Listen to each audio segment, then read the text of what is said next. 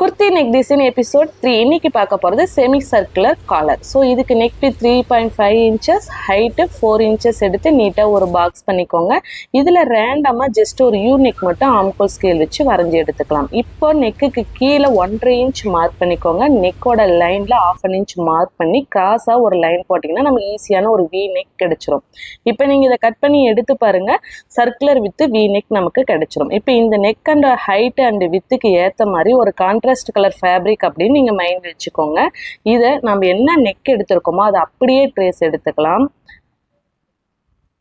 இதுல இருந்து 1.5 இன்ச் நீங்கள் ஃபுல்லாக வித்தோட இதை மார்க் பண்ணி எடுத்திங்கன்னா நமக்கு இந்த காலர் ஷேப் ரெடி ஆகிடும். இந்த காலர் ஷேப் நீங்கள் குர்த்தியில் வைக்கும்போது கான்ட்ராஸ்ட் கலர், அதாவது பேண்ட்டோட ஃபேப்ரிக்கில் வச்சிங்கன்னா கொஞ்சம் தனியாக சூப்பராக தெரியும். ஸோ இதை அப்படியே கட் பண்ணி எடுத்து canvas and lining main fabric வச்சு டர்ன் பண்ணி எடுத்திங்கன்னா நீட்டான நம்ம காலர் எஃபெக்ட் ரெடி ஆகிடும். இந்த வீடியோ உங்களுக்கு பிடிச்சிருந்தா சேனலை சப்ஸ்கிரைப் பண்ணிக்கோங்க.